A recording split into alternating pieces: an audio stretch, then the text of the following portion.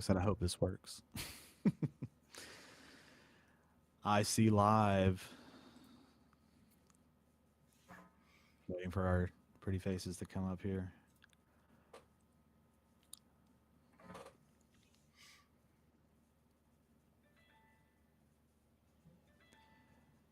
My phone is telling me that we're live, so I guess that's official. Hey, there we go. All righty. Hello, I'm Jonathan, And I'm Sean. and this is Only Frets. Let's see if this works.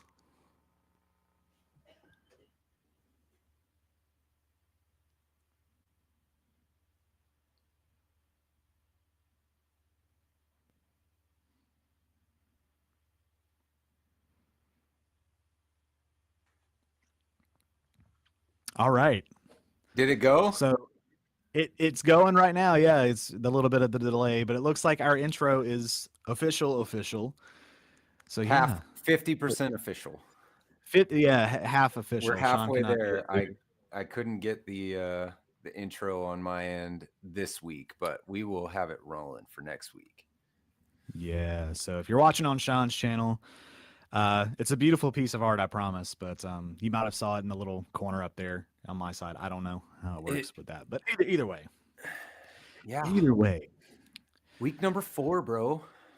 I know it's been fun so far. Yeah. Trucking along. Maybe we'll get good at this one day. What are you know- playing there? It looks like Offset Wednesday for us today. Offset Wednesday. I've got my little DIY kit, Harley Benton kit. Beautiful. And apparently I have delay on, which I did not mean to hit, but it sounded pretty cool. So Yeah, delay's always nice. Can't play with a dry sound. That's just yuck. yeah, what do you got? Hey, You're hot dogging today. Cool. I'm hot dogging. So this is the very elusive. I seem to say that a lot. Kramer Hot Dogger. This is an 84. This was a Sweetwater exclusive. Only 75 of these bad boys made. Not to brag. Funny story about this. I actually found this per chance. It was a demo at Sweetwater, and it was like a crazy deal. And I was like, I'm having that. And that balance is still on my Sweetwater card to this day. Still paying that baby off. But it is worth every penny. Yeah, it's cool though.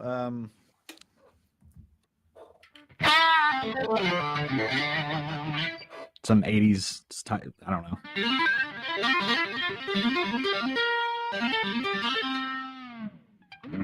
It's got Floyd on it and stuff. But anyway, so good. Have a video on that if you want to check that on my channel. Yeah. Yes, you should check out that video. I love that guitar. It was funny. I just watched a thing on that actually. They released it as like an April Fool's. So it's probably like your 1-year anniversary or something, right? With that guitar.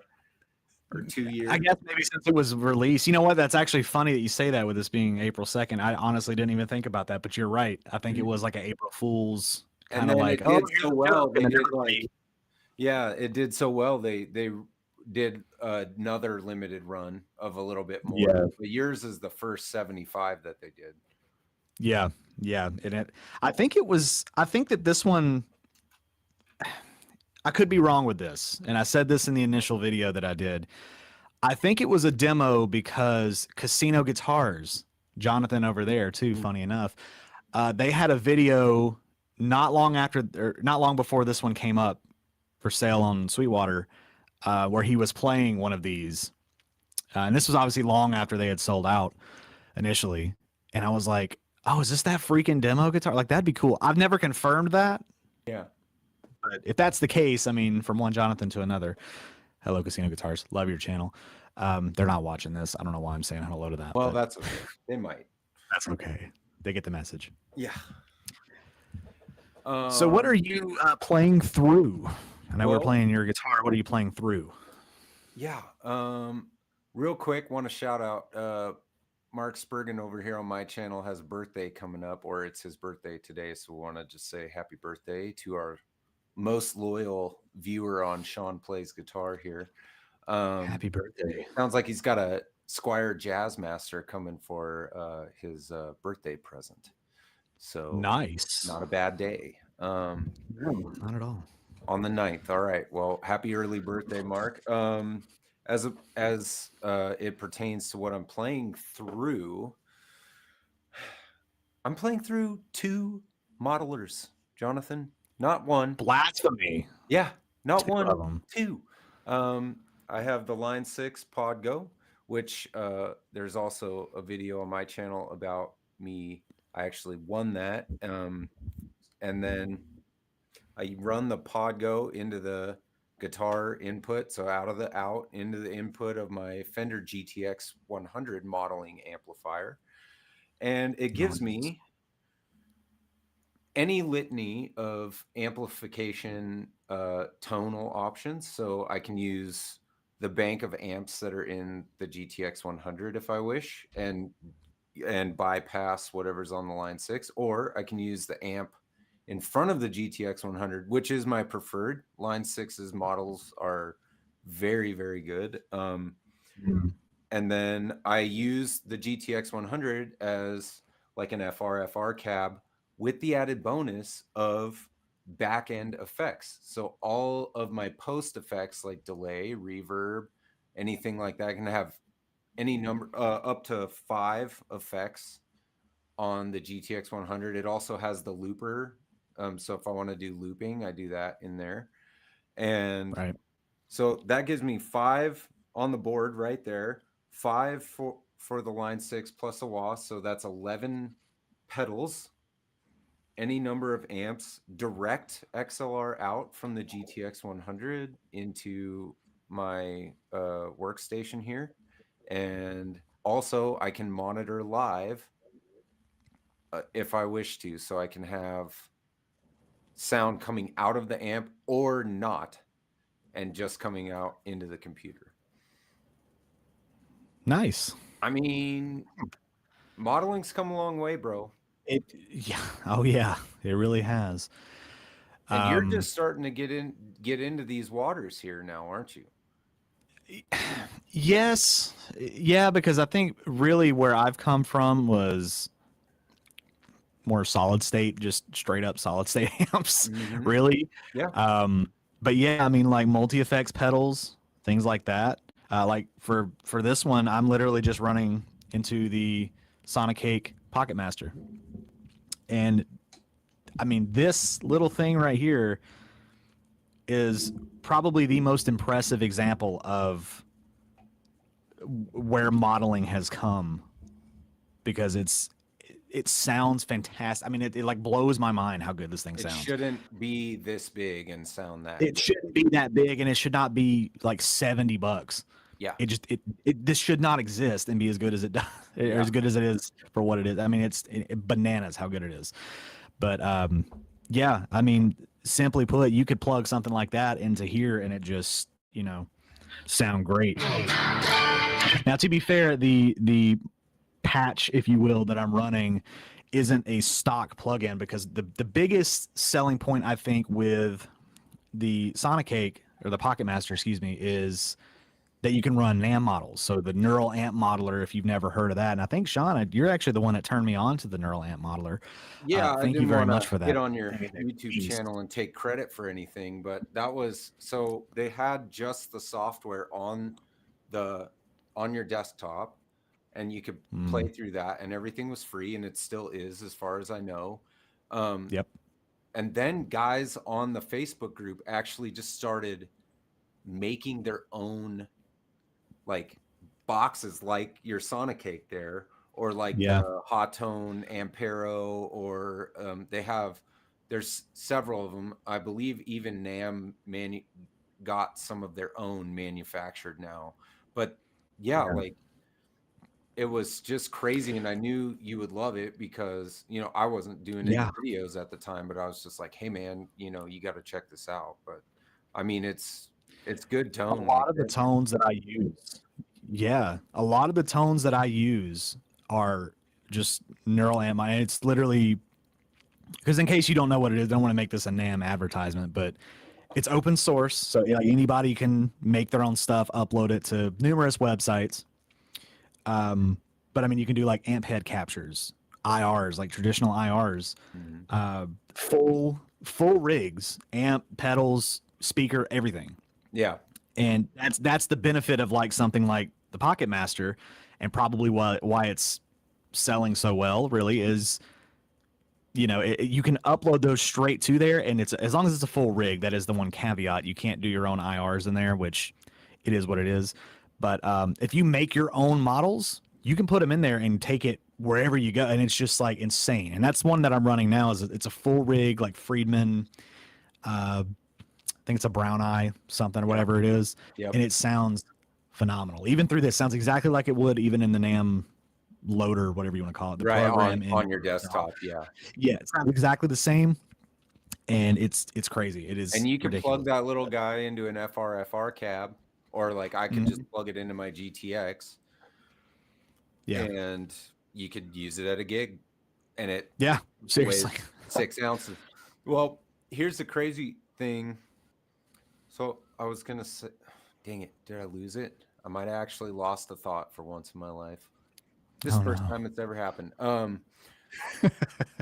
Yeah, I just been like looking at the landscape of modeling at the moment, and it's just crazy. Like there's no excuse anymore for like bad tone. Like that's $70. That's less Yeah. than like one of my distortion that's less than my Nauticlon. That was 90 Right. bucks. Exactly. Or that's like 2 of those uber cheap pedals you get on Amazon. Yeah. Like 2 Lakato pedals or something. I mean, it's like it's insane. Or like the price of like a Black Star Fly 3. Mhm. You know? Yeah, I mean, I think I used the IR that I got off of NAM, because with Line 6, just so my Pod Go it won't intake captures. It's not powerful Right. enough for that. It doesn't have all that computing power. Mhm. It uses the power it does have for other things like pedal modeling and things like that, and the wah, and I have like 12 wahs to choose from or whatever. But the thing that I can use is IRs. And I have like a bunch from Tone Junkie, and Mm. he does stuff for free all the time. So you should always, and he's doing NAM models now. So I don't know if you watch him, but if you don't watch Tone Junkie TV on YouTube, a lot of the stuff he makes, he gives away all the time. He'll put it on sale for 100% off, and you can download for Helix, whatever your platform is, and he does NAM now. And he Right. has a huge collection of classic sounding amps. It's fantastic. So I use his IRs, the ones that the guys on the NAM page on Facebook do, and I use an IR. It's like one of my favorite IRs. Hold on, play it. Is my Marshall on my Marshall amp. I use the IR for the cab.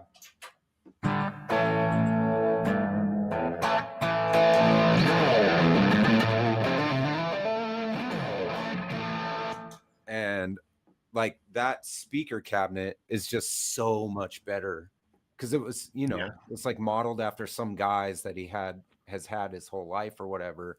And Right. there's, it's like worn in speakers, and it's been gigged. And so it's got that nice like Marshall flurb that you think of, squishy kind of distortion or whatever. So I love Right.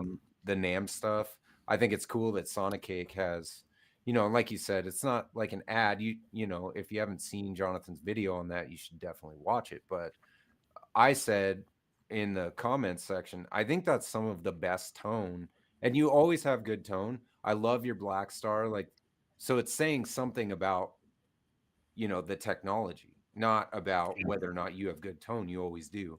The technology is so good that I could listen to that and be like, dang, I don't know. That's up there. That's like top 5 tone for, one of your demo videos for sure. Right. Yeah. And like I said, the fact that it's all stock, like none of that was tweaked up until the point where, I started tweaking it. But yeah, it's insane. Just, I mean, and I always say, even like you look back, even like 5 years ago, like it is still rather recent, maybe 5 or 10 years ago, where modeling was just like, you can tell it's kind of whatever. But I mean, even with things like the Axe Effects and the Kemper, like even those have come such a long way. There's an old video. There's an old video from Andertons where Rob Chapman and Lee Anderton are sitting in a room and they're trying to differentiate. There are actually two videos. Which one is the Oh yeah, Kemper they and have which the one is wall the up. well, they had, so I think in the first video they had it like just the one speaker in the back, and then I think Danish Pete and Rabia were back there like swapping them and stuff. Got it. And you can't tell. And one of the things that Lee had said was like he was trying to like hit a note and hold it and kind of go like that and like really listen for it to kind of like like cut out or whatever, like a noise gate or Sustain. something or Yeah. digital.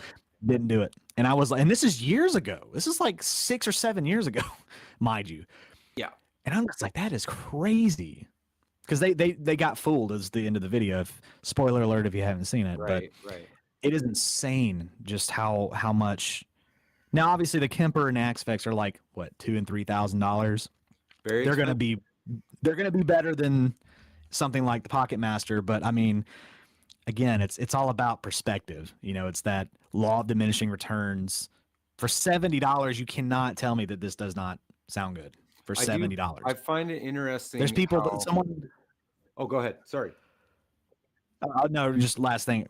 Someone had actually mentioned that they've got like 4 of these and they chain them together and use them kind of like how you were using it. Like one is for the effect and one is for this and that. And I was like, huh, yeah, okay. But That's for, a even little for like deep. $200 to have 4 of them, I mean, it's just like insane what you can do with them.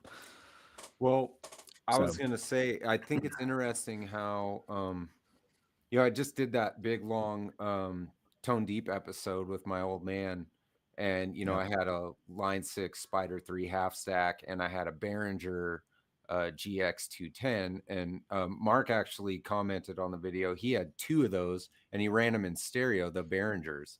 And Oh for yeah. the chorus effect, actually, the coloration on the amp was not bad, and for a solid state at the time. I really enjoyed that amp. It was 210s. Obviously, it's the GX210, but it had a foot switch where you could go between presets. And so apparently he ran his in stereo. I'm sure that sounded amazing. But Yeah. where we've come from, like the Line 6 Spider 3 half stack with like 4, it's like everything's a preset. Like the amp tone is preset, how much Right. gain is, it's all preset. So from presets to like Line 6 Pod go nuts, right? Like do whatever you Right. want. Add pedals, take them away, like add physical pedals in front of it. I have a fuzz, I have the Beatronics Overhive and the Nauticlon all in front of the Pod Go, which has 5 more effects in it. Usually I do like modulation on the Pod Go and stuff. And then Right. my wah, and you can also adjust whether the pedals on the Pod Go are in front or behind the amp, so you can get your Yep. signal chain right. And then I Yep. can adjust on the GTX whether they're in front or behind the amp. And if they're in front of the amp on the GTX, which is just a studio preamp, so it's pretty uncolored, just volume or whatever. If they're in front, it doesn't really affect what happens. Like they can be in front or behind. But it's just like there's so much versatility, and like you said, guys taking 4 of those Sonic cakes for $200, and it's funny to watch. Sorry, I'm like on a long rant here, but No, you're good.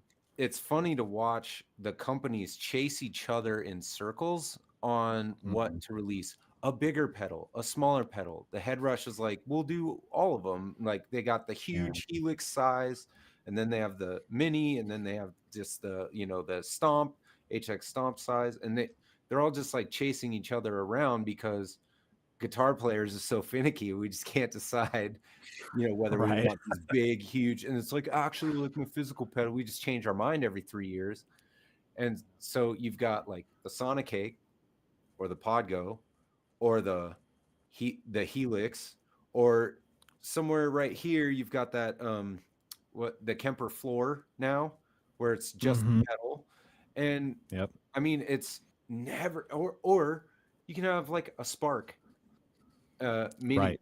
or you can have a big Spark, or a little spark or a Yamaha THR-10 or whatever. Like it's never been a better time for tone in guitar world. Absolutely, yeah, absolutely, 100% agree. And I'm on Because I board mean, for all of it. I love tube amps.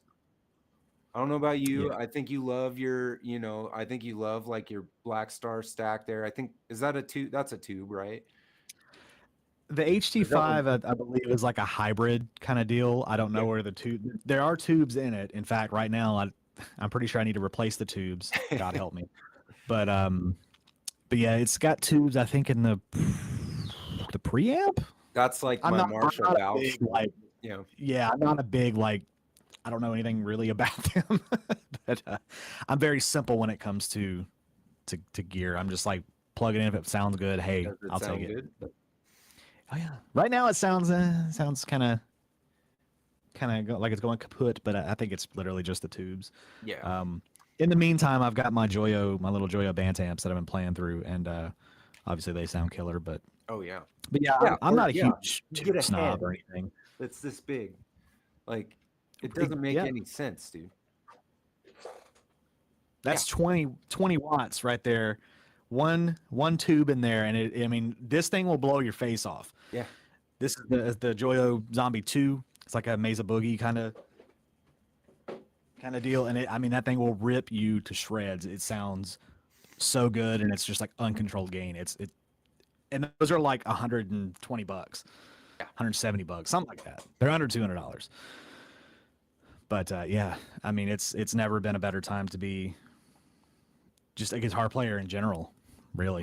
I'm having a ton of fun being a guitar player right now. I mean, like to be Right, able to yeah. do a YouTube podcast or like connect with people that you would never know, like well, watch your videos and then follow, stalk you on Instagram and become bros and like, Right. none of that stuff is possible if we don't have this awesome. So like, there's all the downfalls of social media.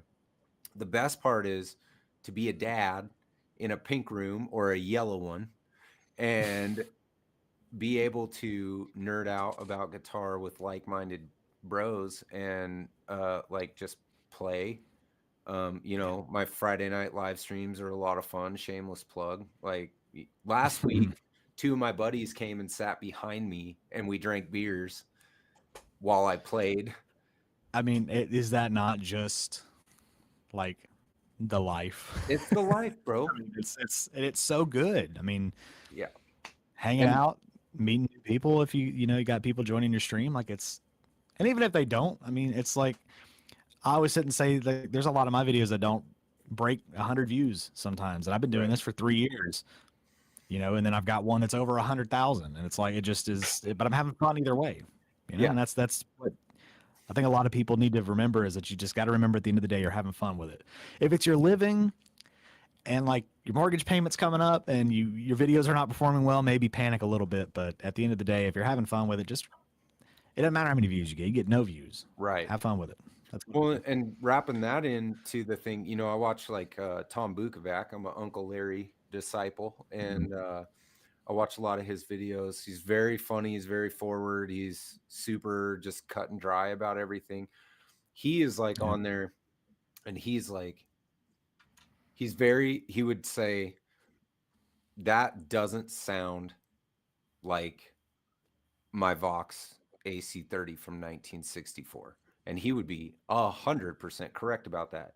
But I contend that the Vox model in my both the one on my Fender GTX and the one on my Line 6 do sound good, and that's all I really need. And he would say to that, perfect. Like he's a believer in vintage gear and tube amps. That's what he likes, and that's what's on all the albums we've listened to over the years on the radio. However, he would also say, dude, freaking blow your skirt up, man. Like, who cares? Do what you like. Right. If it sounds good to you, then it is, and it's fine. And I think that's where most people are starting to get to. I think the tube versus digital modeling argument is coming to a little bit of a middle ground finally, and Yeah. and people are like, that does sound good, and it does not sound like my Marshall half stack, but it does sound good. Well, You and know? you're always gonna have the people out there that just like swear up and down, like, "Oh, I can hear that it's not tubes." It's like, but can you really though? You know, it's like it doesn't matter. Is this one a fizzy, nasty mess, and then this one is like glorious, warm, beautiful tone? Like it's not like that anymore. Exactly. Right. It's like, yeah, I mean, if there's that much of a difference, who cares? And specifically in like a Almost no live one, actually. The answer to that is right. almost no one. Almost no one, and especially in like a live scenario. You know, a lot of people always like when they start saying, "Oh, I don't want to get on stage with an Epiphone. I need to be up there with a Gibson." It's like I promise you, the only people in that crowd that maybe care is other guitar players. Everybody The else nerds. making noise. The nerds. Making noise. I mean, and like I said, I went and saw who did I go see? It was what's their name? I can't remember. I'm The drawing a Amber blank. Lynn It show. was like a bunch of it was like a 20-year anniversary thing for Hawthorne Heights. It was Oh, Hawthorne nice. Heights and a couple other people, right? And like they were up there with, you know, like a Gibson SG and stuff. But like the bands before them, one was playing an Epiphone SG. And guess what? I noticed it and I was like, oh, that's cool. You know, it's different, whatever. And it sounded fine. No one Right. else in You the noticed- audience You did not noticed the care. headstock, but not a difference in whether or not the tone was good. Exactly. So that's I wholeheartedly stand by that argument that it's like if it makes a sound and it sounds good to most people, or at least to you, really, who cares what other people think? If it sounds Right. good to you, whatever. But if it makes a sound and it's a good sound, who cares? Agreed. Didn't matter if it cost $1 or $100 or $1,000. Don't matter. That's just me though. So Let's see what we got going. Mark uses the LT with his PA. The Trio works great with. Oh yeah, Mark has this pedal called the Trio. I can't remember Yeah. who makes it. Maybe he can drop it in there. But the Trio makes your own backing tracks for you. So like you start playing, you give it a chord progression and a tempo, and it adds drums and bass. And I think No way. and it's knob. You turn the knobs like a regular Boss pedal or whatever. And he showed me that. I went and looked it up one night on a live stream, and that thing looks freaking cool. It's a Digitech product. Shout out to Digitech, No way. man. Digitech Trio. Shout out to the Bad Monkey, son. Have they come down in price, I wonder? Yeah, that's $650 Bad Monkey pedal that sounds just like a Klon. Thanks. Well, who was it? JHS that said that? Thanks, Josh. Thanks a Appreciate you. lot. Yeah, thanks a lot, Josh. Also, shout out JHS and their 6-year warranty on their pedals. My overdrive preamp pedal crapped out on me randomly on a live stream, and I contacted them, and they're like, "Yeah, send it in." So it's like $20 to ship it or whatever, but the pedal's $100, and so I don't have to buy a new one, and they'll fix it and send it back to me for free. So, shout out JHS. Not a bad deal. Yeah. Sorry, What else is going on, brother? What you got coming up on the channel? Let me get this cable out of the way. I keep bumping it. Anyway, What you gotta do? so I've got a pedal demo coming up that we didn't touch on this maybe in the last episode. Good buddy of mine, Carl over at the No Shred Zone channel. You should go check him out. Yes. He started a pedal chain, and I'm the first one in that chain. So he said, "Hey, I got this really cool pedal. I'm gonna send it your way, and you review it, do what you want with it, and send it on to the next one, and we'll kind of keep track of it." And it's called the Dude Alert by a company called Rude Tech, and it is probably one of the best like overdrive distortion pedals I've ever played in my life. Really? It's so cool. Yeah, and that video will be coming out. I'm not going to show it to you or nothing, mainly because it's boxed up and I don't want to get it back out and everything. Yeah. But I've already filmed a video on it that should be coming out relatively soon. Just trust me, it's like obnoxiously loud. in sound and the visuals of it. It's just like, whoa, it's so cool. It really is cool. And Sean's actually going to be getting it next, so be on the lookout for a pedal there, buddy. Yeah. And we'll look out for your video too. Well, So I'm that'll looking forward probably to be your going out this weekend. I'm looking forward to your intro track because you always whip out a banger on your intro tracks, and if it's heavy gain, you know it's going to be fire. So I'm looking.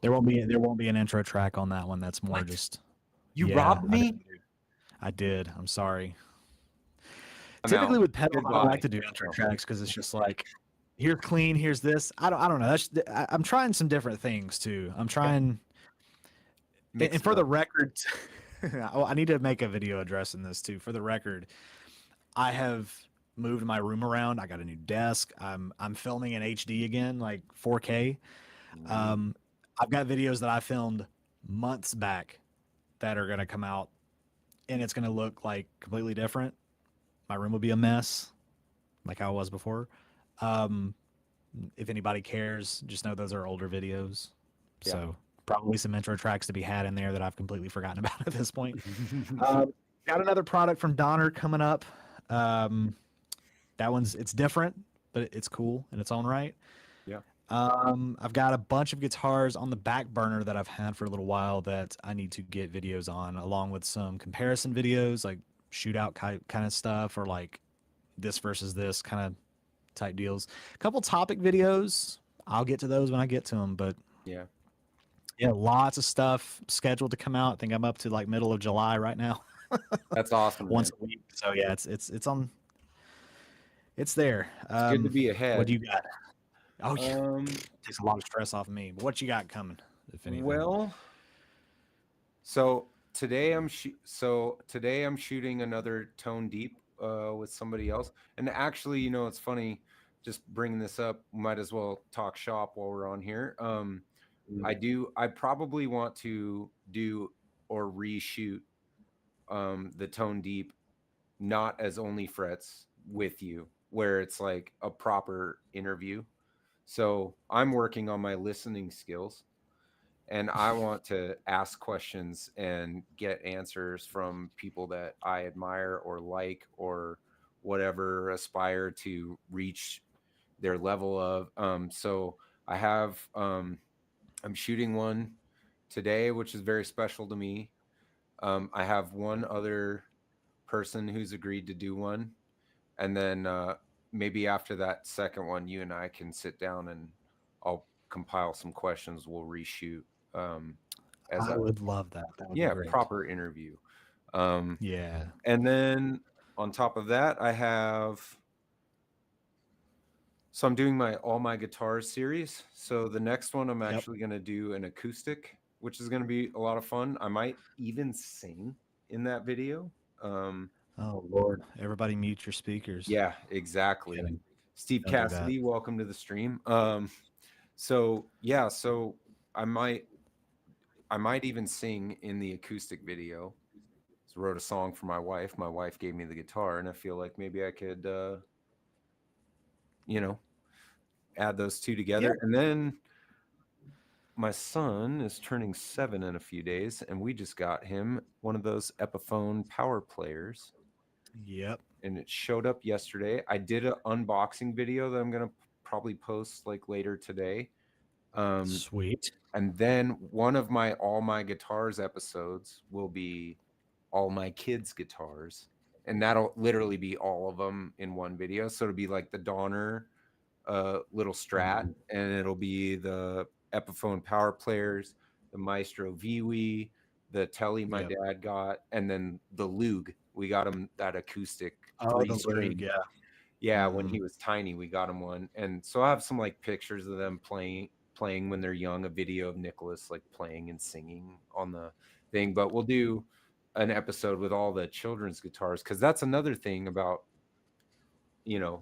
being in the golden age of guitar playing, which I think we all agree we're in, is that it's actually never been a better time to be a kid and be a budding guitarist. Yeah. Dude, because your dad has gear. If your dad plays guitar, he's got great gear in his basement. Yeah. And the kid guitars are freaking awesome, dude. That that Donner, which was like $78 that I got my youngest, it stays in tune and it sounds really good. Yeah. It doesn't Yeah. make any sense because it's like this big. So it shouldn't, but it does. Right. And the thing with short scale stuff like that, I mean, if you set them up properly, and really it comes down to me to the gauge of string that's on there, because you can put like freaking 12s on something like that, but because of the scale length, the tension's not there, and it feels like you're playing like 10s. Yeah. Right. Obviously they'll feel thicker, but with the tension and the bends, because like you try to bend with 12s and you're gonna break your fingers, but um, you know, that's kind of what it comes down to. And I actually, to plug again, have a video on how to set up short scale guitars if anybody's I'll be interested watching in that when I'm tuning Yeah, up the power players. that's an older video, so search for it. But speaking of guitars, one topic that I kind of had, just because I want to do a little maybe show and tell. Yeah. You talk about how it's the golden age, the golden era to be a guitar player now, but what about back in the day, maybe when other players were, you know, people swear like the 50s and the 60s or whatever, and some people like the 70s stuff. Is there an older guitar that's kind of like for you a holy grail? And I say that because recently I found one. It's nothing like super duper impressive, but I did get one recently that is like a holy grail for me. And I'll get it in a second and explain why. But I wanted to ask you, is there anything that from any era, new, old, whatever, that's like a holy grail that you got to have it? Or if you do have it already, I have a feeling maybe you do, what it would be. So I don't actually, I mean, I have, you know, we've talked about my Les Paul, you know, till Yeah. we're all blue in the face. I'm, you know, it's the logo of my channel. Like I'm married to that guitar, but Mhm. there is one. So I love 70s guitars, Yep. probably just because I love mine so much, but I actually like how weird they are. I like that Fenders have 3-bolt neck plates. Yeah. And the Experimental tilt. stuff. I think it's weird. It's cool. I like the big ugly headstock and the stupid logo, the transitions, you know, post CBS logo or whatever. Mhm. I like the tarback Gibson pickups on the, you know, the tarback Gibson humbuckers. Who is the guy that, so there's the, you know, the burst buckers. Those are the, whoever wound those. I can't remember their names. Seth Lover? Tim Shaw. Tim Shaw did the tarbacks. Tim Shaw's tarbacks in the Tim Shaw. 70s. Yeah. I think they're funky, dude. I think it's cool. So if I could get one, it would be a 70s Telecaster, post, you know, CBS 70s Yep. Telecaster with the bullet and the 3-bolt. And then the other one would be an SG from the same, probably exactly the same year. I would probably get a 78, not the SG, although it's cool. The SG with the 3, it's like got the rings, and then it has the Gibson style pick guard, and then it has like the plate on the front. So it's got a front mounted control plate. I think they're the SG Deluxe is, I think. Yeah, I was gonna say. I think that sounds familiar. I would say it was the deluxe. I don't. Those are hideous, but I just want a regular SG from 78, and with the wide headstock, the 3, you know, the maple 3-ply neck, and the tulip tuners and everything. Like I just think they're, and the harmonica bridge, right? Like they just look cool to me. They're all like brown, which is fun for some reason. They're hideous. Brown. Everything in the 70s was German chocolate brown for some reason. That's German chocolate. Anyway, what did you get, dude? Now you piqued my interest, sir. So again, it's nothing. Let me get it real quick. Not this. Yeah. This is maybe.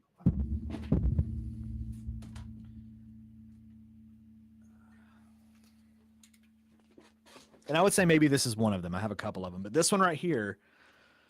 Ooh. Wow. Yeah. So this is an Epiphone.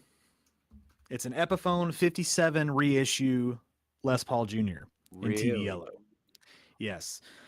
So it's from 2006. It is Korean. Does it It's have got that the logo on the back where it's like custom limited ordered? edition. Yeah, the Nice, custom shop one. Yeah. nice. It's got the Epiphone logo that I like a lot. That like curly Q looking kind of logo. Love that. The one thing that I hate about it is the Grover tuners. I wish they were the tulip tuners, just because that's my preferred look. But man, when I tell you that this is something that I've looked for a while, because of my need to have all of these like discontinued, rare, cool Epiphone things. Yeah, This was like at the top of my list, and it came up the other day at a good price, and I didn't even think about it. I was just like, boom, boom, bought it, showed up, and I was like, oh shoot, what did I do? fish in a But barrel, baby. pretty much, yeah. And I'm just now realizing that somebody had a great time adjusting the thing that because the screws are all eat up. But The I post. digress.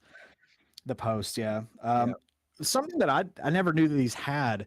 If you look at the knobs, they're yeah. like it says V and T on there, and they're real skinny. That's And really apparently weird. They stock. look. Are they in a weird place for a junior as well, or is Not that that I'm normally aware where they're of. at? I'm pretty sure it's normally well with an SG because I got the SG Junior. They're like down Different. here, Yeah, but I think that that's where they're at. I don't know. maybe I have to that's what's look. throwing me off. Is the last time you had the SG junior, the last junior I saw Yeah, you with. You're probably right.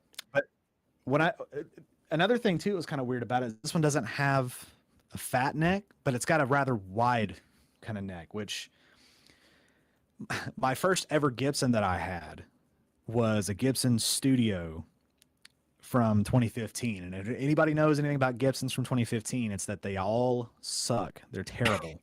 Never had a Gibson that I've played from 2015 that has been good. And it was the wide space nut, and then the neck was wider. So to me, they're just uncomfortable to play. They're real thin, real wide, terrible. This one, this one feel I don't know if it's just me, it feels like it's got a wider neck, but when I tell you this is one of the best Epiphones I've ever played, bar none, hands down, full stop, point blank, period. It is like one of the best Epiphones I've ever played. And I don't know, man, the action's super low, came straight out of the box, playable. I think it's got a P100 in it as opposed to a P90, Mhm. which is like it's like a humbucker size P90 kind of deal. But man, this thing roars, sounds great. I'll make a video on this at some point, and I'll gush about it more there. But yeah, Epiphone 57 reissue is one of those like holy grail, and it had to be TV yellow. Yeah, I Yeah, think they made them in black and red, maybe a yeah. They sunburst did one. probably did the cherry finish, which is acceptable. But I mean, I think I like the cherry finish for a junior seems to belong on an SG for me. Like SGs Oh are yeah, cherry or white. Les Pauls are uh, the black juniors are okay with the pick guard, the tortoise shell. It's yeah, okay, but I like the red with tortoise shell or what you have there, the TV yellow with the black. I mean, that's classic. Couple questions. sure. One, isn't the P100 for a split or something like that? It doesn't No. split on here, so Okay. I no. thought the I've seen P100s were. conflicting. Oh no, they're silence, aren't they? They're noiseless. That's what it is. Yeah, they're Yep, noiseless. that's Yeah, what it yeah. is. Okay, so it's So noiseless, it's which is awesome. comparable to like what? Yeah, it's comparable to like Jarrett James Nichols silencer Yep. P90 thing. Um, but the thing with like that one is that it sounds like a P90 still, right? This one has you can tell maybe if that is the case, maybe it's just because I'm thinking it's a P100. I don't know. I've seen conflicting things on the internet about it. Uh, I don't know. Either way, Yeah, sounds great. don't matter. I mean, it's like everything that I could have ever asked for. It's beautiful. I love it. And I know again, some people it's just an Epiphone. It's like don't knock it till you try it, my dude. I mean, For there real. are some Epiphones that are just not just an Epiphone. I Right. mean, some Epiphone, they're not all created equal, even in the same batch. Hang on, I'll Right. grab something real quick.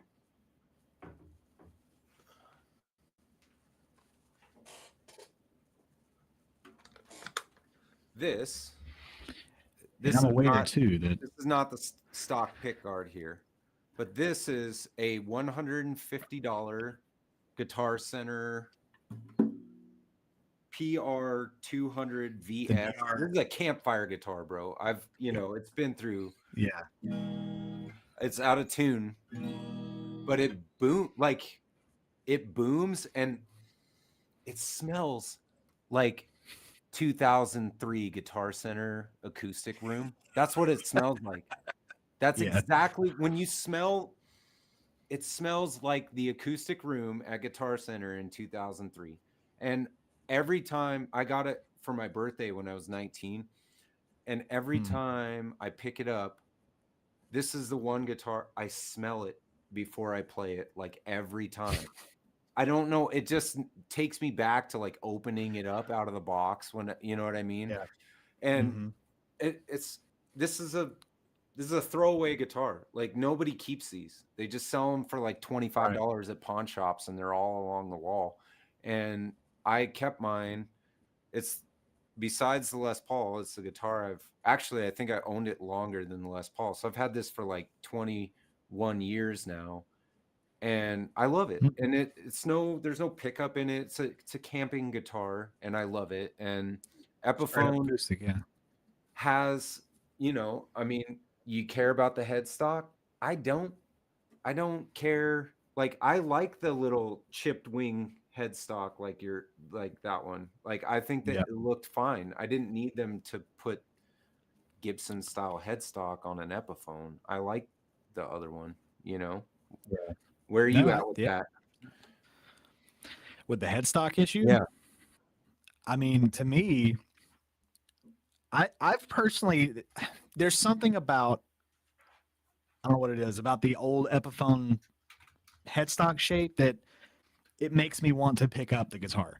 Obviously a Gibson, yeah, because it's a Gibson, but there's something about this old shape that I just, from the first time I saw it, I was just like, that is so cool. I don't know what it is, but yeah, I don't know. I think that a lot of guitar players are like, what's the word I'm looking for? Not picky, vain, I guess would be the, like if it doesn't say the right name on it, obviously, or whatever, or like the shape. But yeah, I mean, the Kalamazoo headstock shape's okay.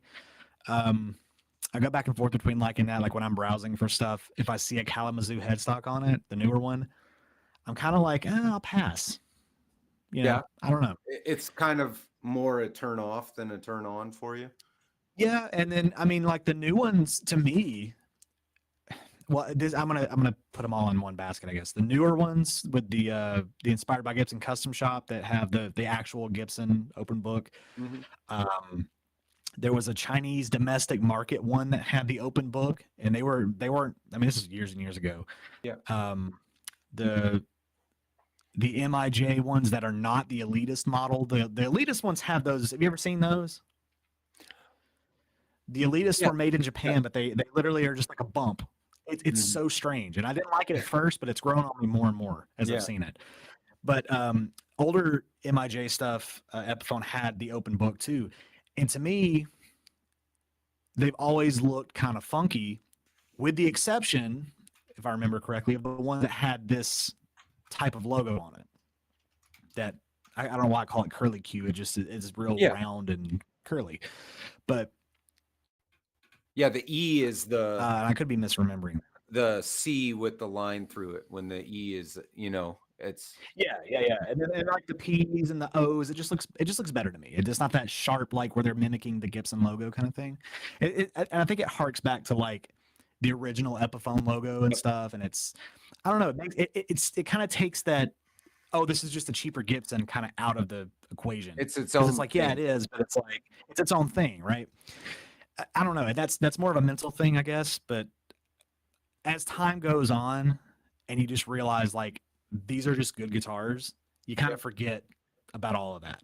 But there is still that, because you hear people all the time in like reviews say, yeah, you look down at the headstock and it just looks like a Gibson, so it makes you think you're playing a Gibson. And it's like, that's not the point of it though. No. The whole point is for Epiphone to be its own thing. And it's like, if you have the Epiphone, own it and rock it. I mean, Yeah. Again, it goes back to our first point. Who cares?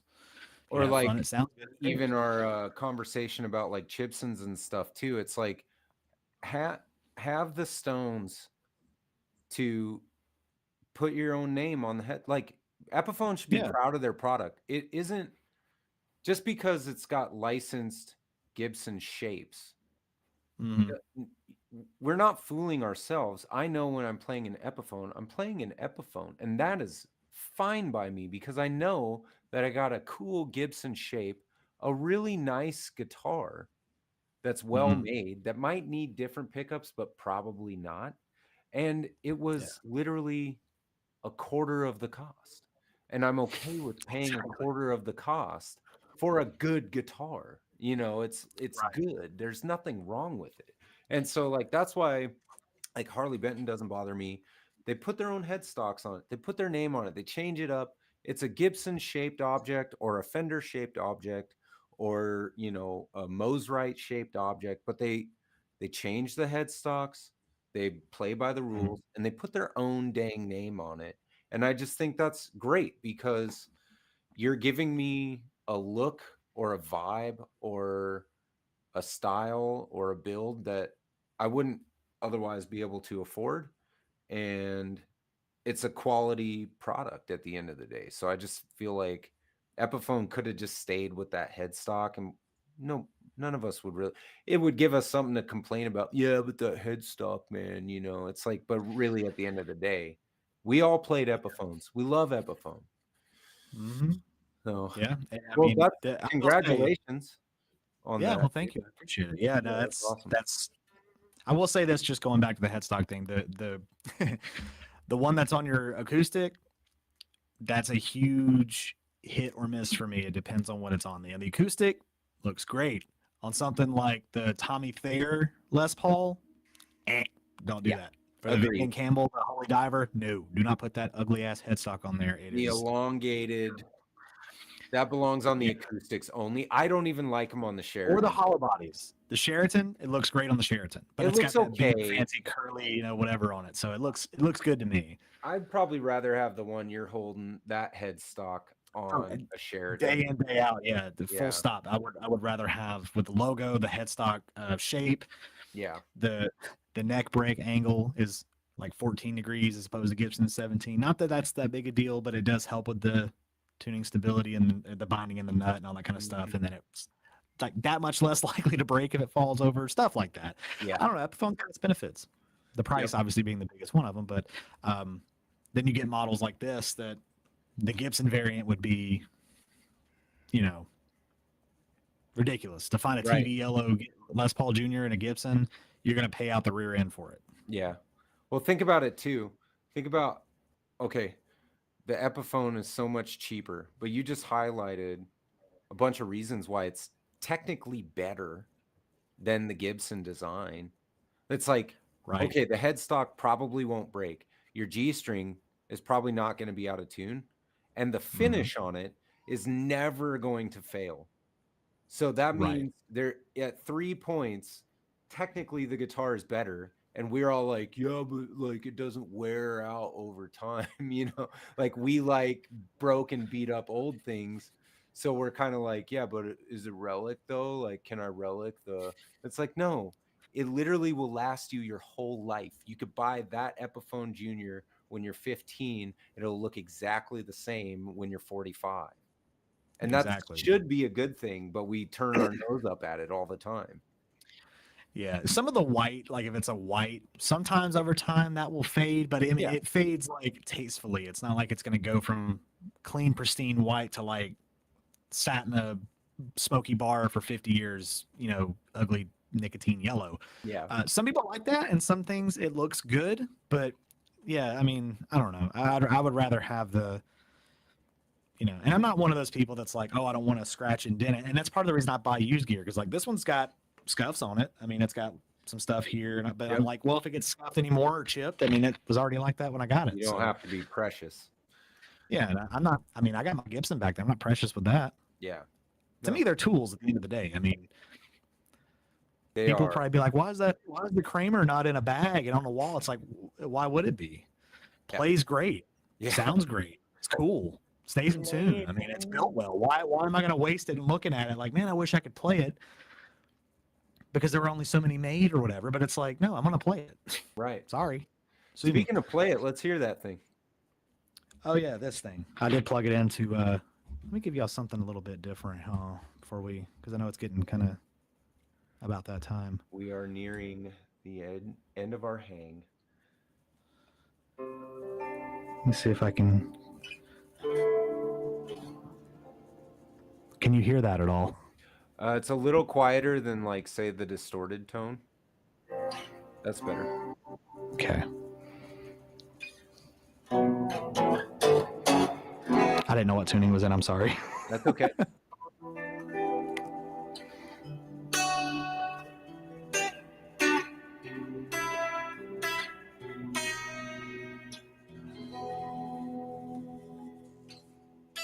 I meant to hit the harmonic. Oh, That's really nice. Yeah, no, it's got a something about it, and I don't know if it's just how it's set up or whatever, but it is very, very like, yeah. Because I've been looking for a junior for a while to go with my SG junior, but this came along at like the perfect time, and I was like, okay. And honestly, I think now that I have this, something in me is satiated, and I think I'm done with buying stuff for a while. Famous last words.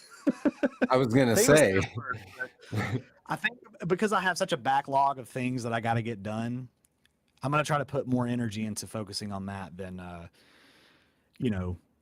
buying it. Plus, I'm at the point now where I think the market has kind of slowed a little bit, and I need to give it time to kind of refresh and put some new stuff in there. And to me, I always try to remember, what if I see something like this? Like, what if this comes up and I miss it? It's like, if I don't look, I won't ever know if I did or not. That's true. You mental games. You have to, otherwise you'll be, buried in it neck deep, but I just bought the power players for my son, and that his other two will go, and he wants to keep them. We talked about selling his Flying V, and he just started crying about getting rid of it, so we can't. But those will go away. And then I have in my bathroom over here, I'm keeping my next kit build, and I've drawn a hard line on building the guitar. I have to finish the laundry room project, which is out that door, before I'll allow myself to build the kit guitar. So I've got a little carrot here to motivate progress on the house first. Is the laundry room thing like an actual laundry room thing, or is that another guitar hidden in the laundry room? I got one in the bathroom, one in the laundry room, one in the oven upstairs in the kitchen. Yeah. No, and that's another reason, you talk about playing mental games, for my videos. It's like, I'm just going to do videos on the guitars I already have for right now. And that will like take up probably a year of my time where I'm focused on doing videos on what I already have and stuff. So, I think that plus, we're doing Only Frets, and I've got the Tone Deep interview series going. Hopefully that'll keep me away from buying gear, but thanks to you, I'll have a pedal to review for a week, and that's going to be a lot of fun. I'm looking forward to it. Yeah, I'm looking forward to see what you can do with it too, because one point that I made was like, do we need another video on the same pedal? But it's like, well, yeah, because you're a different player than I am. I deal generally in high gain and in metal and all that kind of stuff, but you could find a whole new sound in there just by tweaking the knob in a way that I didn't do it, and be like, oh yeah, it also does this, because that's kind of what I did. I was just like, let's see if we max everything out how it sounds. That's kind of what I did with it. Yeah. But, spoiler alert. But either way. So I think this may be where we have to close the curtain on today's episode. What do you think? I'm in agreement. Yep. Alrighty. Well, special thanks to the three amigos over on my channel. Had Mark, Amanda Coombs, and Steve Cassidy stop by. So appreciate you guys coming in and hanging with us. Jonathan has, what's your next video drop you've got coming, sir? I will get you that information. I believe it it is the Donner product. I do have another one that I can't talk about right now. It's Okay. super secret stuff. Yeah. But that one will be coming later on this month. Okay. So And you don't want to miss that one. That one's cool. Yeah, I'm looking forward to it. Yeah. So everybody go over to Jonathan's channel and check out his next video drop. I've got a quick unboxing of the Power Players coming up. It's a really cool little guitar. And then, yeah, we'll see you all next week. Same bat time, same bat channel. Yeah, and I'm going to go ahead and put my pop-up up there one more time. Remember, we stream every Wednesday, 11 a.m. Pacific time, 2 p.m. Eastern time. Getting better at saying that. I always have to think about it like, which one's which? Either way, everybody take care. Hope you're well. Hope you stay well. And we'll catch you where we catch you at, I guess. Yep, that's right. Yeah. Till next time. All right, we'll see you.